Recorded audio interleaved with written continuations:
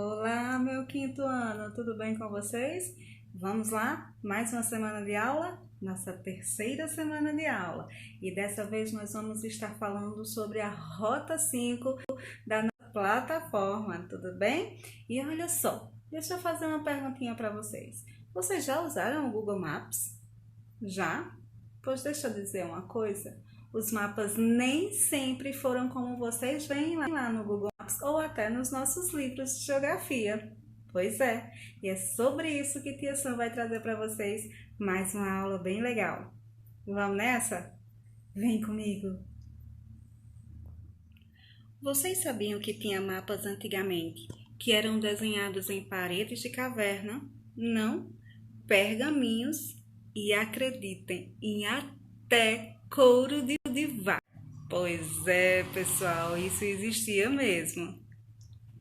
Pois é, pessoal, mas ao longo do tempo os mapas foram passando por modificações, até chegar ao que a gente conhece hoje. E é isso que eu quero mostrar com mais detalhes para vocês. O antigo que se tem notícia é o mapa de Gazur, feito na Babilônia em 2300 a.C. Era um tablete de argila cozida onde o artista representou o espaço onde vivia. No mapa pode-se perceber duas cadeias de montanhas e ao centro um rio, que devido ao local onde o mapa foi encontrado, acredita-se que representa o rio Eufrates, rio da Mesopotâmia, onde hoje é o Iraque. Pois é, acreditem, o primeiro mapa do mundo foi um tijolo. Em 200 a.C., o grego Erastóteles criou um mapa representando as áreas de conquista das campanhas de Alexandre o Grande e de seus sucessores. Aristóteles foi o primeiro cartógrafo a incorporar nos mapas os sistemas de paralelos e meridianos. Ele já tinha nessa época a ideia de que a Terra era esférica, pela sombra que o planeta fazia na Lua durante o eclipse. Eita, povo inteligente!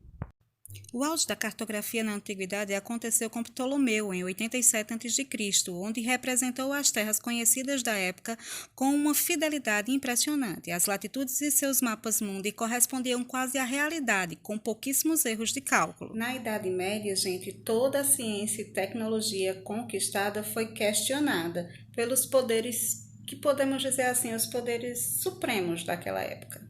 Entre eles, a Igreja. A Igreja pregava que a Terra era plana, contrariando tudo que os gregos já tinham pesquisado a respeito da Terra.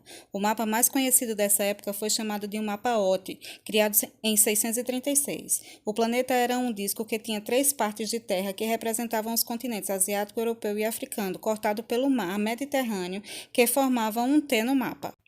No ano de 1443 surgiu a necessidade de se criar mapas para que os navegadores pudessem se locomover. Nossos irmãos portugueses criaram as cartas portulanas, que eram feitas como rotas de navegação. Os navegadores pegavam o mapa e, com a ajuda de uma bússola, encontravam a melhor orientação que precisavam para seguir viagem. A cartografia moderna surgiu então a partir dessas ferramentas. Em 1569 surge então o mapa mais conhecido por nós, o mapa de MacArthur. Ele é o mais conhecido mapa em proporção cilíndrica do mundo e está em vários lugares, inclusive no Google Maps. E por ser europeu, ele valoriza continentes da Europa, distorcendo a sua proporção, dando a ideia de que ele é muito maior do que o que realmente é. Para fazer um contraponto à projeção do mapa de MacArthur, em 1885, Johannes Brown criou uma projeção cilíndrica que valorizava o tamanho dos continentes ao invés dos formatos. Ele foi totalmente ignorado na sua época, mas em 1973 o historiador alemão Gall Peters publicou um mapa de Gall com sua orientação modificada. A região do sul estava na parte de cima do mapa, na intenção de quebrar a ideia de que os países do norte eram superiores. Claro que existe hoje uma infinidade de mapas diferentes e que representam o planeta, como a projeção de Hobson, de Gould, de Moleyd, de Russell, entre vários outros. Todos eles servem para funções específicas, cada um com a sua qualificação. E assim, gente, eu concluo dizendo para vocês que a cartografia é uma arte. E sendo uma arte, ela pode possuir diversas interpretações, ok? Então, cada um desses artistas, cada um desses cartógrafos em suas épocas fizeram a sua interpretação e fizeram a sua arte em um mapa, em uma cartografia. Na página 52 do módulo de vocês, gente, tem o desafio geográfico. Lá tem a representação do Brasil, tem o mapa, né, a cartografia do Brasil, com cada região em uma cor específica. A Tia Sam colocou aí esse mapa interativo para vocês entenderem melhor, certo? A cartografia emprega diversos tipos de mapas e cartas, e os mapas e as cartas podem nos mostrar a extensão de um território. É o caso da extensão do território brasileiro representado. Então, gente, em um mapa é possível conhecer também outras informações sobre o local, como os tipos de clima, as diferentes formas de vegetação, quais são os recursos hídricos e como estão distribuídos, onde está concentrada a maior parte da população, enfim, qualquer característica do espaço natural ou da dinâmica humana. No caso do mapa do Brasil, ele pode ser representado por inteiro ou concentrar as partes específicas, como a unidade federativa ou um conjunto delas. E esses mapas podem ser classificados em mapas físicos ou mapas políticos. No caso desse do Brasil que está sendo mostrado para vocês aí, é um mapa político. E aí, quando visualizamos apenas trechos específicos de um território, gente, é possível observar mais detalhes. Com isso, após estudarmos parte por parte de um mapa, conseguimos ter a noção do todo. Existem outras formas de representar o Brasil, gente. A cartografia não é a única forma de representar o território brasileiro. Podemos fazer isso com o uso de instrumentos, como imagens e textos, por exemplo.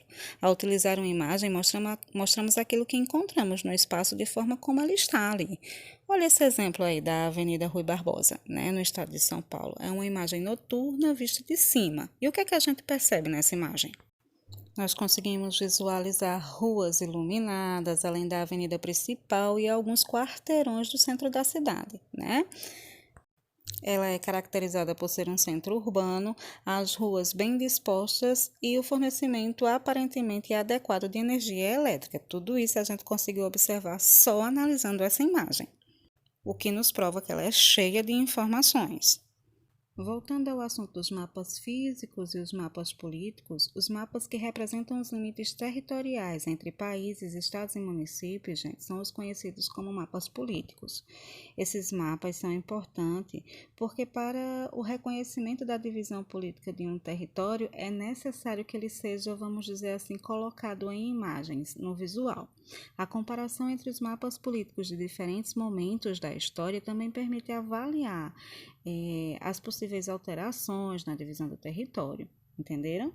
Se vocês compararem, por exemplo, o mapa político do Brasil do ano de 1960 com o mapa de 2020, por exemplo, vão perceber que algumas diferenças, como representações atuais ou que tenham sido feitas após os anos de 1990, são bem aparentes, aparecem bem, vocês conseguem perceber bem.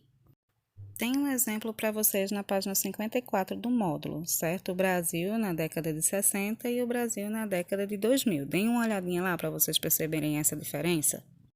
E depois de analisarem, respondam a questão que está bem abaixo aos mapas, tá certo? Respondam no módulo mesmo.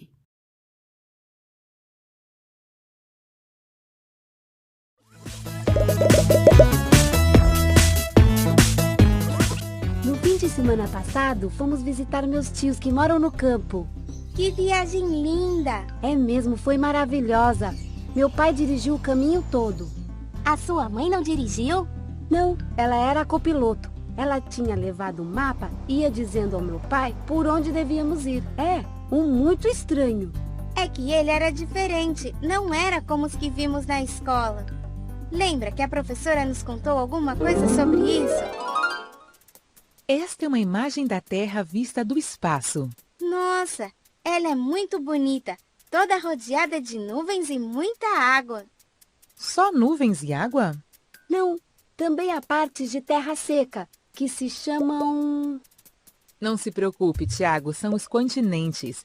Se pudéssemos tirar as nuvens, a Terra seria mais ou menos como este globo terrestre.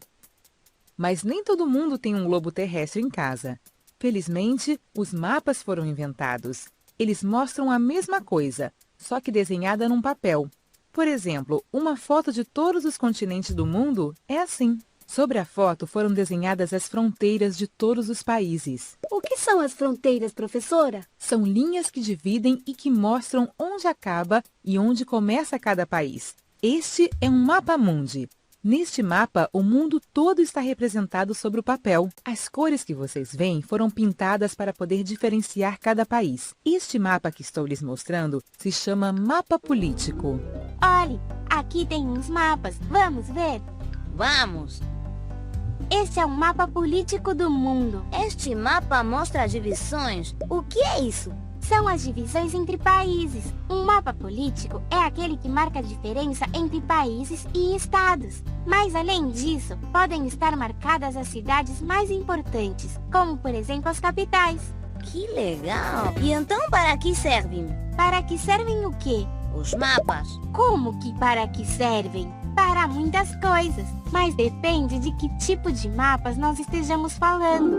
Os mapas físicos mostram onde há lagos, rios, mares, o relevo do lugar, como neste outro mapa.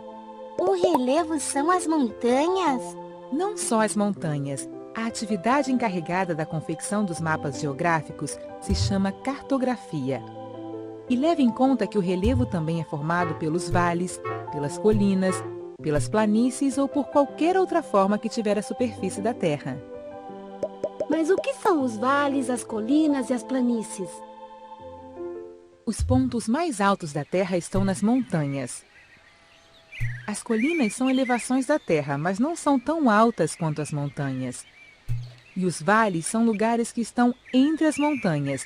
São chamados também de depressões da Terra. As planícies são lugares muito grandes sem nenhuma montanha nem colina. Isto é, onde a Terra tem a mesma altura em todos os pontos. A professora disse que tem muitos mapas que informam diferentes coisas. Que tipo de coisas? Olhe, aqui tem um exemplo com o mapa do mundo. Aquele da esquerda é político e o da direita é físico. Isto é, mostra quais são os relevos. Existem outros além dos mapas físicos e políticos? Claro, por exemplo, eu vi alguns que mostram quantas pessoas moram em cada lugar. Se chamam demográficos. Olha, ao lado do mapa diz o que significa cada cor. Parece que quanto mais escura for a cor, mais pessoas moram nesse lugar. E este outro é um mapa físico. Aqui também diz o que significa cada cor? Diz, olhe, a cor marrom mostra onde estão os lugares mais altos. Isto é, as montanhas. E as outras cores? Bom, os lugares mais baixos da Terra estão em verde. E por que o mar tem muitas cores? Não deveria ser todo azul? O que acontece é que este mapa também diz quanta profundidade tem cada lugar. Isto também é relevo. Quanto mais escuro for o azul, mais profundo será o mar. Isso, se usam cores porque é mais fácil colocá-las para indicar coisas diferentes do que escrever. Aqui tem uma montanha, ou aqui tem um vale. Claro, seria muito confuso. Além disso, desse jeito se vê melhor e mais rápido que tem. Então, pessoal, assim concluímos mais uma aula. Foi bem legal essa aula, né, gente? Aprendemos bastante coisa e principalmente saber diferenciar um mapa do outro, uma cartografia da outra. Quando uma cartografia é física, quando uma cartografia é política. Como foi que tudo isso surgiu? Quem foi que deu origem aos primeiros mapas e qual era a intenção? Para que serviria esses mapas? Enfim, essa aula hoje foi muito produtiva. Eu espero que vocês tenham aprendido muito e tenham gostado bastante dela. Agora chegou a vez de fazer as atividades, tá bom? Vocês vão lá na plataforma, vão responder todas as atividades da rota que Tia Sam colocou bem específica na agenda. Mas eu também quero que vocês façam as atividades que estão no módulo, tá certo? E na próxima aula, Tia Sam vai vir com correção, tanto dessa atividade que Tia Sam passou agora, como da atividade da aula anterior. Tá bom, pessoal? Um beijo enorme para vocês. Tchau, tchau!